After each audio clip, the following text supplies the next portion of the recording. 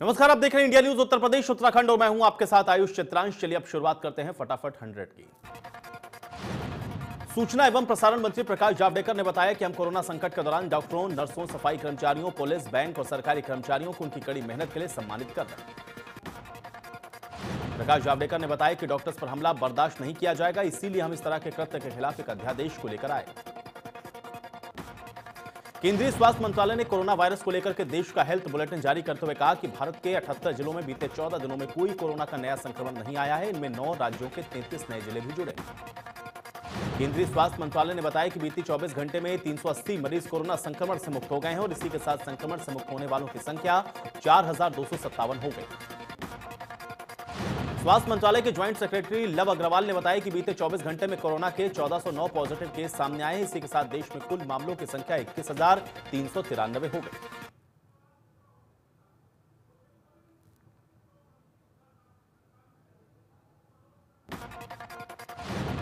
स्वास्थ्य मंत्रालय ने बताया कि लॉकडाउन के 30 दिनों के दौरान हम कोविड-19 के प्रसार और ट्रांसमिशन को रोकने में सक्षम रहे।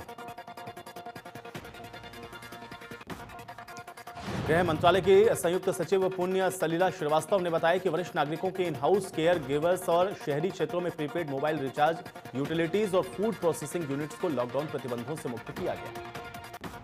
आईसीएमआर ने कहा कि गुरुवार सुबह 9 बजे तक देश में कोरोना के 5,542 नमूनों का परीक्षण किया जा चुका है। आईसीएमआर ने कहा है कि कुल 4,85,172 व्यक्तियों के परीक्षण हुए हैं। इनमें से गुरुवार सुबह 21,797 नमूनों की रिपोर्ट पॉजिटिव पाई गई। आईसीएमआर ने बताया कि इस बीच देश में रैपिड टेस्टिंग को रोका गया है। राज्यों से कहा गया है कि चीनी किट में खामियां हो सकती हैं, इसलिए अभी रैपिड टेस्ट को रोका जाए। आईसीएमआर ने बताया कि हमारे सामने कोरोना एक बड़ी चुनौती है। हमारा मूल मंत्र है कि जिंदगी को कैसे हम बचाएं। लगातार टेस्टिंग बढ़ाने पर जोर दिया जा रहा है। देश में कोरोना संकट की वजह से अर्थव्यवस्था पर भी बड़ा असर पड़ा है। इस बीच भारत सरकार ने बड़ा फैसला लिया है। फैसले के अनुसार केंद्रीय कर्मचारियों को मिलने वाले डीए पर रोक लगा दी गई है। यह रोक 1 जुलाई 2021 तक जारी रहेगी। वित्त मंत्रालय ने संकट काल के दौरान केंद्र सरकार की ओर से दी गई आर्थिक मदद का भी विवरण दिया। इसके तहत मंत्रालय ने जानकारी दी कि प्रधानमंत्री गरीब कल्याण योजना के तहत अब तक 33 करोड़ से ज्यादा गरीब लोगों को 31.325 करोड़ रुपए की आर्थिक मदद मुहैया करवाई गई। कांग्रेस वर्किंग कमेटी की बैठक में सोनिया गांधी ने पीपीई किट खराब क्वालिटी पर चिंता जाहिर की। उन्होंने कहा कि देश में कोरोना टेस्टिंग अभी बहुत कम संख्या में हो रही है, ये काफी चिंता की बात है। किसानों का मसला उठाते हुए सोनिया गांधी ने कहा कि लॉकडाउन की वजह से देश में किसान सबसे अधिक परेशान हैं। कमजोर और अस्पष्ट खरीद नीति के अलावा सप्लाई चेन में आ रही दिक्कतों ने किसानों को बेहाल कर दिया। सोनिया गांधी ने मांग की है कि गरीब मजदूरों किसानों के खाते में तुरंत 7,500 रुपए ट्रांसफर किए जाने चाहिए। मजदूरों को खाद्य सुरक्षा मुहैया कराने के लिए तुरंत कदम उठाए जाए। कांग्रेस वर्किंग कमेटी की बैठक में सोनिया गांधी ने मोदी सरकार पर सौहार्द बिगाड़ने का आरोप लगाया। उन्होंने कहा कि जिस वक्त देश कोरोना से लड़ रहा है, बीजेपी नफरत का वायरस फैला रही है। सीएम योगी आदित्यनाथ ने टीम 11 के साथ बैठक की। कोरोना के मामलों की समीक्षा की। इस दौरान लॉकडाउन की समीक्षा भी की गई। सीएम ने अधिकारियों की लापरवाही न बरतने के निर्देश दिए। टीम 11 को साफ निर्देश दिया कि हॉटस्पॉट वाले इलाके में कोताही किसी भी प्रकार से न बरती जाए और न ही कोई हिला हवाली की जाए। स्वास्थ्य कर्मियों पर हमले को लेकर के मोदी सरकार के नए अध्यादेश पर राष्ट्रपति ने मुहर लगा दी है। राष्ट्रपति रामनाथ कोविंद ने महामारी रोग संशोधन अध्यादेश 2020 को मंजूरी दे दी। अध्यादेश के मुताबिक स्वास्थ्य कर्मियों पर हमला अब गैर जमानती अपराध होगा। 30 दिन में जांच पूरी होगी, 1 साल में फैसला आएगा। अपर प्रमुख सचिव गृह विनीश अवस्थी ने प्रेस कॉन्फ्रेंस करके जानकारी दी कि आवश्यक वस्तुओं के सप्लाई चेन से जुड़े वाहनों को दी गई छूट का दुरुपयोग न हो, सुनिश्चित किया जाए। इसके लिए सभी जनपदों के डीएम और पुलिस अधीक्षकों को निर्देश दिए। विनीश अवस्थी ने बताया कि बॉर्डर पर या फिर किसी मुख्य मार्ग पर अगर किसी ट्रक में जानबूझकर सवारी को बिठाया जाएगा तो ऐसे ट्रकों को जब्त किया जाए। अवनीश अवस्थी ने बताया कि क्वारंटीन केंद्रों में तैनात समस्त मेडिकल की टीम को सभी तरह की सुविधाएं उपलब्ध कराने के निर्देश मुख्यमंत्री ने दिए। उत्तराखंड के मुख्यमंत्री त्रिवेंद्र सिंह रावत ने कहा कि कोरोना का पहला मरीज 15 मार्च को मिला था और अब तक 47 कोरोना के मरीज मिले हैं, जिसमें से 24 ठीक हो चुके हैं। हम जल्दी से ही जनता के समर्थन से राज्य को कोरोना मुक्त करेंगे।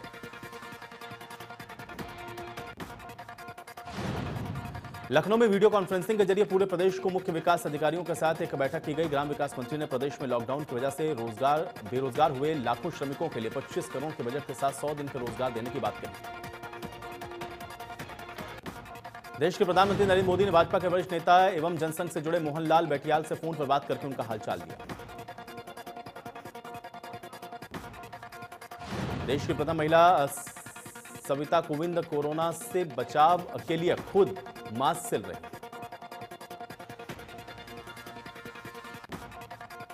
देश में कोरोना के कुल संक्रमितों की संख्या 21,700 के पार पहुंच गई है और अब तक कोरोना से 686 लोगों की जान जा चुकी है। 4,325 लोग कोरोना से ठीक हुए। कोरोना से सबसे अधिक प्रभावित महाराष्ट्र है। यहां पर अब तक 5,652 मामले सामने आए। इसमें से 269 लोगों की मौत हो चुकी है, जबकि 789 लोग ठीक हो चुके हैं। मुंबई में पिछले 24 घंटे में 332 नए मामले सामने आए। कोरोना के मरीजों की संख्या 3,683 हो गई है। मुंबई में अब तक 161 लोगों की मौत हो चुकी है। पिछले 10 मौतें 24 घंटे में। महाराष्ट्र में लॉकडाउन का उल्लंघन करने पर 63,000 मामले दर्ज किए गए हैं। इतना ही नहीं, 14,000 लोगों को अब तक गिरफ्तार भी किया गया। दिल्ली को पीछे छोड़ते हुए गुजरात अब दूसरे नंबर पर आ गया है। यहां पर अब तक 2,407 मामले सामने आ चुके हैं। इसमें से 103 की मौत हो चुकी है। कोरोना से प्रभावित राज्यों में तीसरे नंबर पर दिल्ली है। यहां पर अब तक 2,248 कोरोना के मामले आए हैं। इसमें से 48 लोगों की मौत हो चुकी है। दिल्ली के जामा मस्जिद के इलाके में एक ही परिवार के 11 लोग कोरोना पॉजिटिव पाए गए हैं। संक्रमित मिले 11 लोगों में एक 1.5 महीने का और एक 12 साल का बच्चा शामिल। राजस्थान में आज कोरोना के 49 नए मामले आए हैं। राज्य में कुल संख्या 1937 हो गई है और अब तक 407 लोग ठीक हो चुके हैं। 134 को डिस्चार्ज किया गया। मध्य प्रदेश में कोरोना वायरस के 35 नए मामले सामने आए। इसके साथ ही राज्य में कोरोना के मरीजों की संख्या 1,587 हो गई है। एमपी में कोरोना से अब तक 80 लोगों की मौत हो चुकी है। बिहार में पिछले 24 घंटे में 22 नए मामले सामने आए हैं। राज्य में कोरोना के मरीजों की संख्या 150 हो गई है। कोरोना से अब तक 2 लोगों की मौत हो चुकी है। आंध्र प्रदेश में 80 लोग कोरोना पॉजिटिव पाए गए हैं। इसके साथ ही राज्य में कुल केस 893 हो गए हैं। अब तक 141 मरीज ठीक हो चुके हैं। 27 लोगों की मौत हुई। यूपी में पिछले 24 घंटे में कोरोना के 112 नए केस सामने आए हैं। राज्य में मरीजों की संख्या 1500 के पार हो गई है। यूपी में कोरोना से 21 लोगों की मौत हुई। यूपी में कोरोना संक्रमित इलाकों को सील करने की रणनीति लाई रंग। हॉटस्पॉट क्षेत्र के चलते 11 जिले पूरी तरह से कोरोना संक्रमण से मुक्त हो गए हैं। पीलीभीत, महाराजगंज, हाथरस के बाद लखीमपुर, बरेली, प्रयागराज, शाहजहांपुर, बाराबंकी, कौशाम्बी, हरदोई और प्रतापगढ़ इसमें शामिल। आगरा में कोरोना के मरीजों की संख्या लगातार बढ़ रही है। जिले में कोरोना के 19 नए मामले सामने आए हैं। मरीजों के सैंपल लेने वाले टेक्नीशियन भी कोरोना पॉजिटिव पाया गया। बहराइच में 8 लोगों की जांच रिपोर्ट पॉजिटिव आने से जिला प्रशासन में हड़कंप मच गया है। 6 कोरोना मरीज अस्पताल में आइसोलेट किए गए हैं। प्रशासन ने एक शख्स को शेल्टर होम और दूसरे को घर में आइसोलेट किया। गोंडा शेल्टर होम में क्वारंटीन किए गए एक युवक की रिपोर्ट कोरोना पॉजिटिव आने के बाद जनपद में मरीजों की संख्या बढ़कर 2 हो गई है। प्रशासन ने पॉजिटिव पाए गए मरीजों को लेवल 1 के अस्पताल में भर्ती करवाया है। शेल्टर होम को पूरी तरह से सील कर दिया गया। सहारनपुर में 167 लोगों के रिपोर्ट में 14 नए कोरोना संक्रमित और पाए गए। पॉजिटिव कोरोना संक्रमित मरीजों की संख्या अब 127 हो गई। गाजियाबाद में कोरोना के 2 नए मामले सामने आए हैं, जिसमें एक लड़की और एक जमाती कोरोना संक्रमण से युक्त पाया गया है। कोरोना मरीजों की संख्या इसी के साथ बढ़कर 52 हो गई है। 14 लोग कोरोना से ठीक हो चुके हैं। कोविड-19 बीमारी से जुड़े अपराध करने वाले लोगों के लिए पूरे प्रदेश में अस्थायी जेल बनाई गई है। शाहजहांपुर में भी एक शेल्टर होम को अस्थायी जेल में तब्दील कर दिया गया है। फिलहाल कोई आरोपी न होने के कारण अभी अस्थायी जेल में 27 जमातियों को रखा गया है। कोरोना वायरस की महामारी को लेकर के महाराजगंज जनपद के भारत नेपाल सीमा पर क्वारंटीन किए गए 384 नेपाली नागरिकों में से 5 नेपाली नागरिक क्वारंटीन केंद्र से दीवार फांदकर भाग निकले हैं। इसके बाद सभी 5 नेपाली नागरिकों को पुलिस ने घेराबंदी करके भारत नेपाल के सुनौली सीमा से पकड़ा। हापुड़ में तबलीगी जमात से जुड़े 10 लोग मिले हैं। पुलिस ने सभी को क्वारंटीन कर दिया है। जमातियों के संपर्क में आए 67 लोग भी क्वारंटीन हैं। सभी के सैंपल जांच के लिए भेजे गए। मुरादाबाद में नागफनी पुलिस स्टेशन थाने में लगभग 35 पुलिसकर्मियों को अलग अलग होटलों में क्वारंटीन किया गया है। सभी पुलिसकर्मियों का सैंपल लिया गया। 15 अप्रैल को पुलिस की टीम पर हुए हमले के बाद हमले के 17 आरोपियों को पुलिस थाने लेकर आई थी। इसके बाद इसमें कई महिलाएं शामिल थीं। उनमें से 5 महिलाएं कोरोना पॉजिटिव पाई गई। श्रावस्ती में कोरोना के 3 नए मामले सामने आए। इसके बाद से स्वास्थ्य विभाग और प्रशासन में हड़कंप मच गया है। प्रशासनिक अधिकारियों ने इमरजेंसी मीटिंग बुलाई। गोंडा में महिला अस्पताल के पानी की टंकी पर एक युवक चढ़ गया और जमकर हंगामा किया। सूचना पर पहुंची पुलिस ने युवक को टंकी से उतारा, अस्पताल ले गई। हमीरपुर में मानसिक विक्षिप्त युवक कोरोना के दहशत से परेशान होकर मोबाइल टावर पर चढ़ गया। मौके पर पहुंची पुलिस ने टावर से विक्षिप्त युवक को सुरक्षित उतारा। गाजियाबाद में लॉकडाउन में बाहर निकलने वाले लोगों पर नए नए बहाने भी अब सुनने को मिल रहे हैं। महिलाएं ट्रैफिक नियमों को नहीं मान रही, पुलिस के मना करने पर भी महिलाएं बहस कर रही। गोड्डा के जिला अस्पताल में इमरजेंसी में एक प्रधान प्रतिनिधि ने अपने साथियों के साथ मिलकर ड्यूटी पर तैनात डॉक्टरों के साथ बदसलूकी।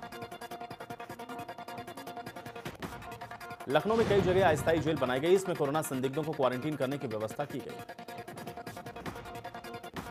पुलिस ने सख्ती दिखाई तो धौंस दिखाने लगा। इस ट्रक के आगे खाद्य विभाग के दस्तावेज चस्पाए। फिलहाल पुलिस मामले की जांच कर रही है। लखनऊ के बलरामपुर इलाके में कोरोना योद्धाओं का सम्मान किया गया, उनको माला पहनाकर उनका स्वागत किया गया। इसके साथ ही मास्क और साबुन भी वितरित किए गए। जौनपुर में मनियाऊ बाजार में लोगों ने पुलिसकर्मियों पर फूलों की बारिश की, ताली बजाकर पुलिसकर्मियों का स्वागत किया। इस दौरान भारत माता जय के नारे भी लगाए। जौनपुर में डीएम और एसपी ने लॉकडाउन का जायजा लिया। इस दौरान बाहर घूम रहे लोगों को कोतवाली में एक दिन के लिए क्वारंटीन कर दिया गया।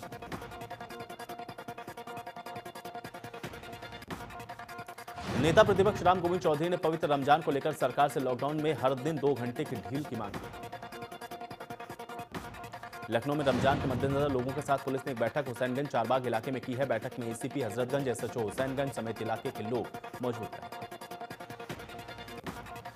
गाजियाबाद में शहर काजी और शहर इमाम ने रमजान को देखते हुए जनता से अपील की है कि कोरोना महामारी में सरकार और प्रशासन ने जो लॉकडाउन लगा रखा है, सरकार के आदेश और नियमों की पालना करें।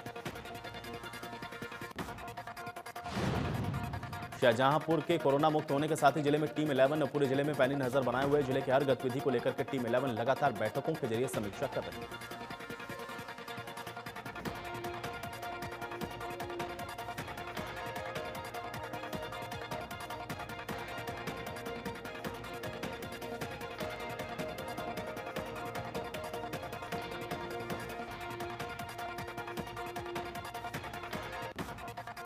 वाराणसी के चेतगंज थाना क्षेत्र में गर्ल्स हॉस्टल के रूम में फंदे से छात्रा का शव लटकता हुआ मिला है। सूचना पर पहुंची पुलिस ने शव के पास से मोबाइल फोन बरामद किया है, जांच शुरू की। सीतापुर के शहर कोतवाली के लुनियनपुरवा में मुस्लिम युवक के द्वारा थूकने को लेकर के विवाद हो गया। विरोध करने पर युवक ने अपने दोस्तों के साथ पति पत्नी पर चाकू से हमला कर दिया।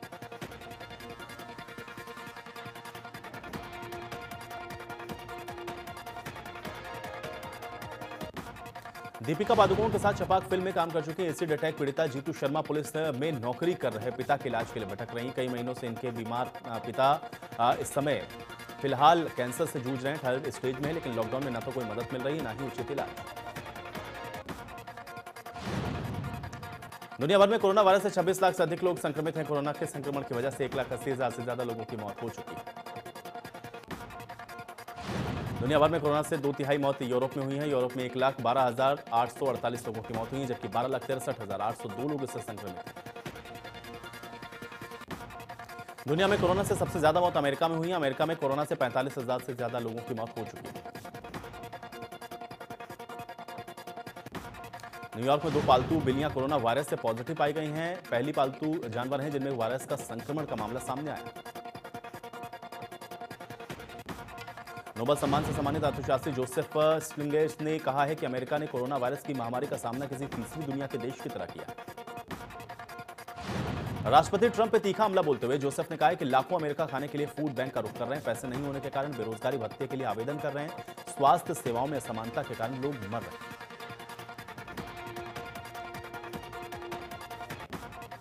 इटली में कोरोना संक्रमण से मरने वालों की संख्या 25,000 से ज्यादा हो गई। पिछले 24 घंटे में 437 लोगों की मौत हुई है। लगातार तीसरे दिन भी संक्रमण के मामले में कमी दिखी है। फ्रांस में पिछले 24 घंटे में कोरोना से 544 लोगों की मौत हुई है। फ्रांस में कोरोना से अब तक 21,340 लोगों की मौत हो चुकी है। फ्रांस में काम करने वाली करीब आधी आबादी ने देश की अस्थायी बेरोजगारी योजना पर हस्ताक्षर किए हैं। निजी क्षेत्र में काम करने वाले तकरीबन 1.5 करोड़ लोगों ने मदद के लिए आवेदन किया। विश्व स्वास्थ्य संगठन ने कहा है कि कोरोना वायरस मानव समुदाय के साथ लंबे वक्त रहेगा। अफ्रीका, सेंट्रल और दक्षिण अमेरिका के कुछ हिस्सों में महामारी की शुरुआत में खतरनाक ट्रेंड देखने को मिल रहा है। पोप फ्रांसिस ने यूरोपीय संघ के सदस्यों से कोरोना वायरस के इस दौर में एकता बनाए रखने की अपील की है। पोप ने यह बात यूरोपीय संघ के सदस्यों के एक सम्मेलन के दौरान कही। जर्मनी ने अपने यहां पे कोविड-19 की वैक्सीन के लिए अपने मानव परीक्षण को मंजूरी दे दी। 18 से 55 साल के बीच तकरीबन 200 लोगों पर यह परीक्षण किया जाए।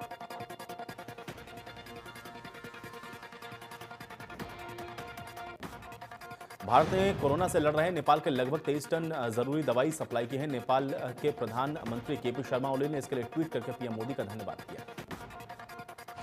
नेपाल के पीएम ने लिखा है कि मैं प्रधानमंत्री नरेंद्र मोदी का धन्यवाद करता हूं। उन्होंने कोरोना महामारी से लड़ने के लिए नेपाल को 23 टन जरूरी दवाइयों की सप्लाई की। पीएम मोदी ने भी एक ट्वीट किया। उन्होंने लिखा कि भारत और नेपाल के बीच का यह संबंध बेहद खास है। यह संबंध न केवल मजबूत है बल्कि इसकी जड़ें काफी गहरी हैं। भारत इस आपदा की घड़ी में नेपाल के साथ खड़ा है।